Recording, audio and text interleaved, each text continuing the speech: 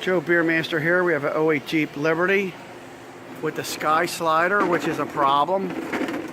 Apparently these things break all the time. Chrysler knows about it. Apparently they don't cover them under warranty. I don't know what's going on. But these people already had the sky slider replaced once for $2,800. So a year later, it's not working again. So they decided they just wanted it sealed off. So what we did was we stretched it out as best we can. Then we put a bead of window urethane under here. It's already done. We did it on the slider part, and on the plastic and rubber part, we scratched it up a little bit so that it would stick. We got the bead of window urethane, then we put a screw on the left and right side, Phillips screw through, and that will solve the problem. There's no use of replacing this thing every year. So doesn't make sense. So it seems like the only solution is that they don't last and to seal it off. So that's what we did. Apparently there's a lot of chatter on the internet about these, and it's an ongoing problem, and I don't know who came up with this brainstorm, but you know, whatever. So I'm going to show you what we did on the inside to disconnect the switch.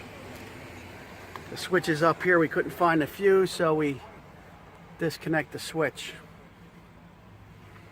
That way there's no power to it or anything, just in case.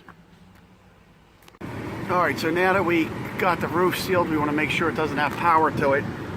Because one side was working, one wasn't. What you want to do is stick a screwdriver in the edge here.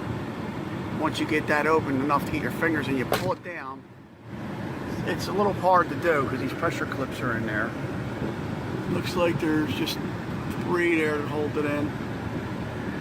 Just work a screwdriver in the edge, get your fingers in there and pull it down. Then there's 2 wires, one for the light, one for the switch. Couldn't find the fuse, and if I did kill the fuse, it would probably kill the lights. So I'm just going to disconnect where the red lines are. That's for the switch to alleviate any power going to it.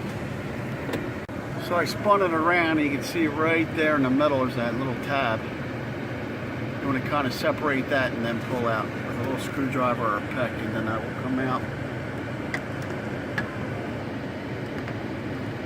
I want to use a real thin screwdriver though. Alright, so we got that separated. We're going to tuck the red one back up. We're going to reconnect the light and then click it back in.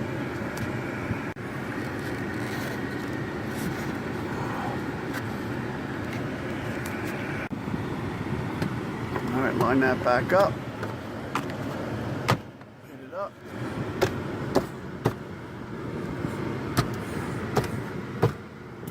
Now we know there's not going to be any power going to it.